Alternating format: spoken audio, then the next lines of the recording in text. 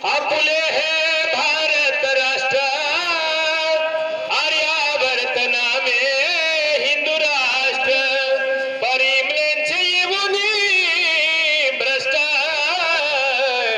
केले असे बहुकाळ।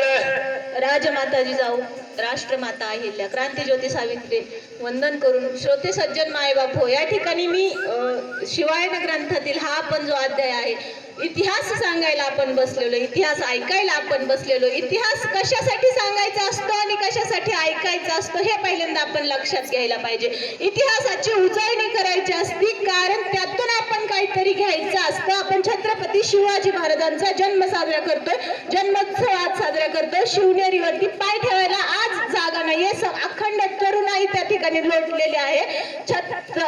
सगळी ही तरुणाई जी आहे छत्रपती शिवरायांकडे आकर्षित झालेली आहे। पण आकर्षित होत असताना छत्रपती शिवाजी महाराजांचे जे विचार आहेत, छत्रपती शिवाजी महाराजांचे जे लहानपणापासून आचरण आहे, कृती आहे, त्याचंही थोडंसं अवलोकन या तरुणांनी केलं पाहिजे आणि त्यासाठी आपण हे सगळे कार्यक्रम आयोजित करत आहोत। मी खरं तर कार्यक्रमाच्या संयोजकांना मनापासून धन्यवाद देईन की आपण कुठले तरी असं व्याख्यान जे फास्ट बोललं जातं आणि उतरलं जात नाही, त्यापेक्षा हा ग्रंथ वाचनाचा कार्यक्रम घेतला, ज्यामुळे एक एक ओवी प्रत्येक मुलाच्या, प्रत्येक माणसाच्या, प्रत्येक आईच्या, बहिणीच्या कानापर्यंत, मनापर्यंत पोचतीये आणि याचे संस्कार या ठिकाणी आपल्याला होत आहेत। जिजाऊंच्या पोटी, जिजाऊंच्या मनाची जी उलघाल आहे, त्या काळचा इतिहास जो आहे, मुलांनी जे